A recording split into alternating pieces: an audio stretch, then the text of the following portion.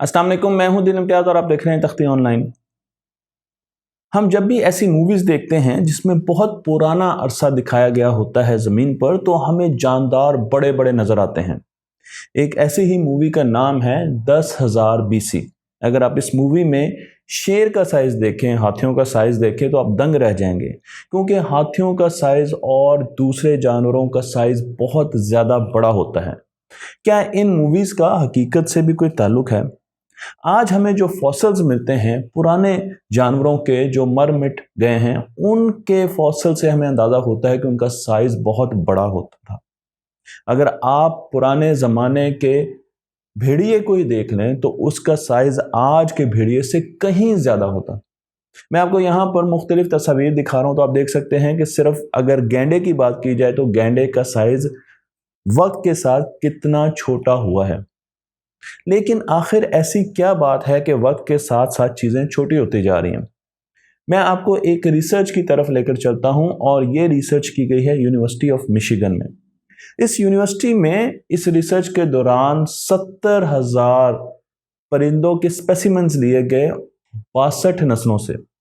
62 मुख्तलिफ किस्म की नस्लों के परिंदे, उनके 70,000 स्पेसिमेन लिए गए, और ये परिंदे वो थे जो एक जगह से दूसरी जगह हिजरत करके जाते हैं, यानी माइग्रेट करके जाते हैं। और इन परिंदों के साइज को बड़े गौर से देखा गया, तो पता चला कि एक ही स्पीशी के मुख्तलिफ इलाकों में साइज डिफरेंट है।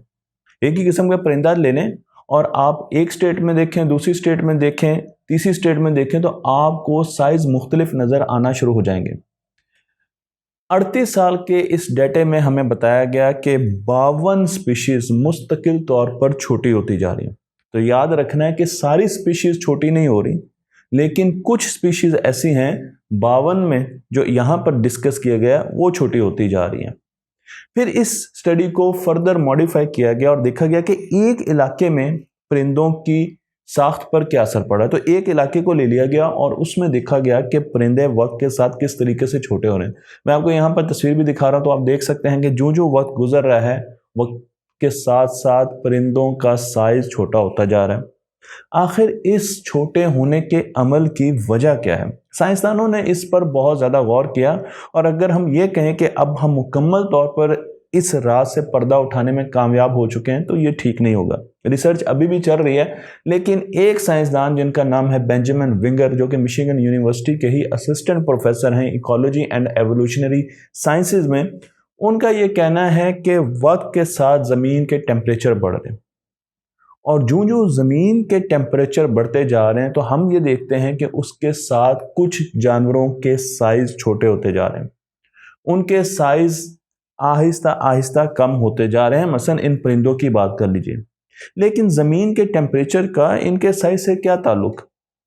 विंगर साहब का ये कहना है कि जानवरों को और स्पेशली बर्ड्स को अपना टेम्परेचर खुद रेगुलेट करना होता है।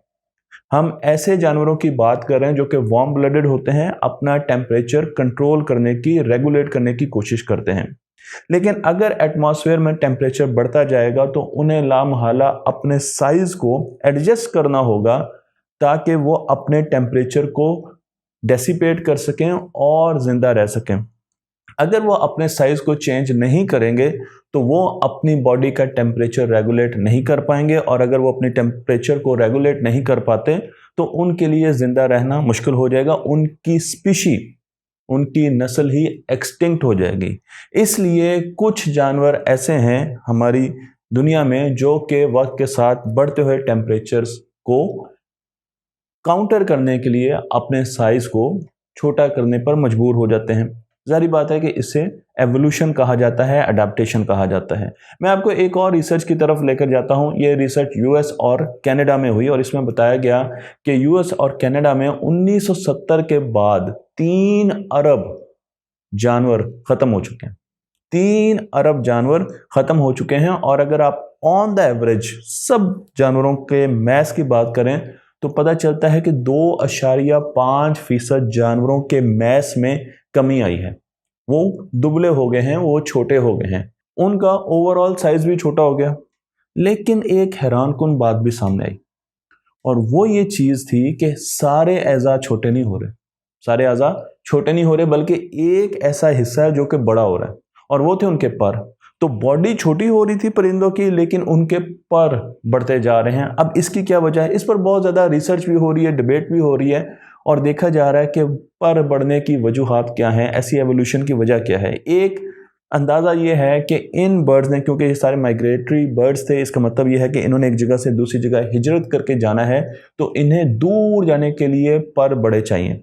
तो जहाँ पर इनकी बॉडी ज़िंदा रहने के लिए अडेप्टेशंस कर रही हैं, वहाँ पर इनके पर भी बड़े हो रहे हैं ताकि ये एक जगह से दूसरी जगह जा सकें।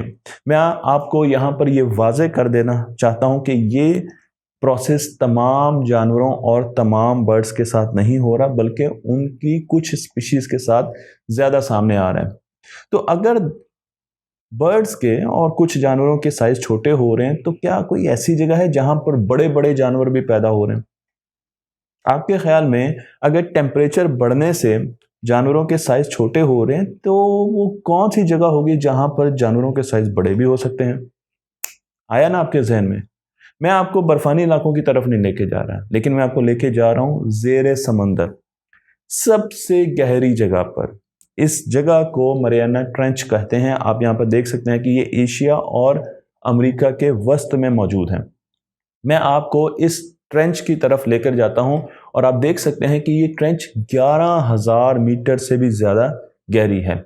इसीलिए इस पर मुख्तलिफ लेयर्स हमने लगाई हैं ताकि हम अच्छे तरीके से इसे डिस्कस कर सकें। तो हम पहली लेयर की तरफ चलते हैं जहां हमें ज़िंदगी मिलती है। ज़्यादातर ओशन लाइफ इस जगह पर हमें नज़र आती है, जिसे सनलाइट जोन कहा जाता है। इस जोन की डेप्थ 200 मीटर है, यहाँ पर रोशनी पहुंच सकती है, इसलिए आपको यहाँ पर ऐसे क्रिएचर नजर आएंगे जो कि फोटोसिंथेसिस करके अपनी एनर्जी हासिल करते हैं। फोटोसिंथेटिक लाइफ आपको यहाँ पर नजर आएगी। यहाँ पर आपको रंग बिरंगी क्रिएशंस नजर आएंगी, प्लांट्स नजर आएंगे, जानवर नजर आएंगे। लेकिन जब हम इससे नीचे जाएंगे, हम दूसरी जोन की तरफ जाएंगे जिसे ट्वाइलाइट जोन कहते हैं, वो 1000 मीटर तक पहुंची हुई है। यहाँ पर आपको रोशनी बहुत मध्यम मिलेगी। यहाँ पे फोटोसिंथेसिस नामुमकिन है, इसलिए आपको ऐसे प्लांट्स नजर नहीं आएंगे जो कि फोटोसिंथेसिस के जरिए एनर्जी हासिल करते हैं। ऐसे कुछ जानवर भी होते हैं जो कि फोटोसिंथेसिस के जरिए इनडायरेक्टली एनर्जी हासिल कर रहे होते हैं, वो भी आपको यहाँ पर नहीं मिलेंगे। लेकिन हम इससे भी आगे चलते हैं मिडनाइट जोन की तरफ। मिडनाइट जोन 1000 मीटर से 4000 मीटर के बीच का इलाका कहलाती है।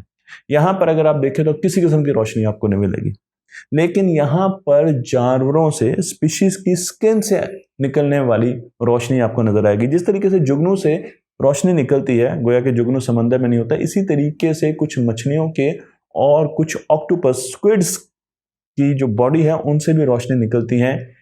बायोलुमिनस इसे कहा जाता है। तो यहाँ पर आपको बायोलुमिनस रोशनी तो नजर आएगी, लेकिन आपको सूरज की रोशनी यहाँ पर नहीं मिलेगी। बहुत ज़्यादा कम टेम्परेचर और बहुत ज़्यादा प्रेशर मौजूद होता है। जिस तरीके से हम समंदर के अंदर जाते हैं तो आहिस्ता आहिस्ता टेम्परेचर में ड्रॉप आता है, यानी ठंड होती है, लेकिन प्रेशर बहुत ज़्यादा बढ़ने शुरू हो जाते हैं। और उसके बाद हम चलते हैं द अबिस में।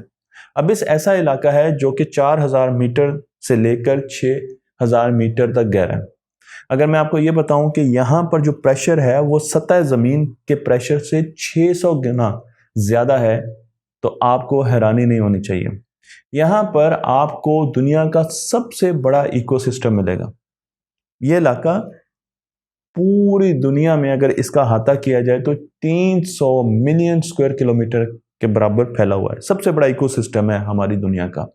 और अगर आप सरफेस के साथ इसका मुकाबला करें तो ज़मीन की सरफेस का 60% सिर्फ ये इलाका बन सकता है जहां पर हमें लाइफ मिलती है।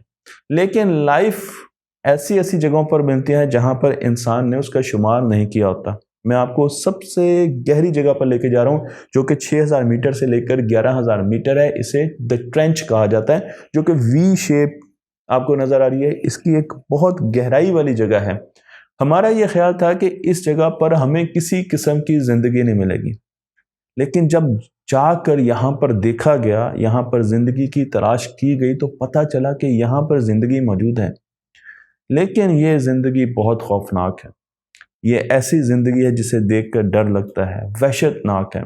इसके लिए जो انگریزی میں لفظ یوز ہوئے ہیں وہ گھوسٹلی، فریکی اور ٹیریفائنگ لائف کے طور پر استعمال ہوئے ہیں، کیونکہ یہاں پر آپ کو بڑی بڑی چیزیں ملیں گی۔ جو آپ گہرائی میں جائیں گے یہاں سے نکلیں گے وہ افریت، یہاں پر آپ کو بڑی بڑی کریچرز ملیں گے اور وہ کریچرز ہمیں حیران کرتے رہیں گے۔ تو اگلی ویڈیو میں آپ کو بتاؤں گا کہ وہ کریچرز کیا تھے اور انہوں نے انسانوں کو کس طریقے سے حیران کیا، اور آخر اتنی گہرائی میں اتنے بڑے لائف کے منبع پیدا کیسے ہوتے ہیں۔ تختی آن لائن کو لائک کیجئے، شیئر کیجئے اور اس علم کو دوسروں تک پہنچاتے رہیے۔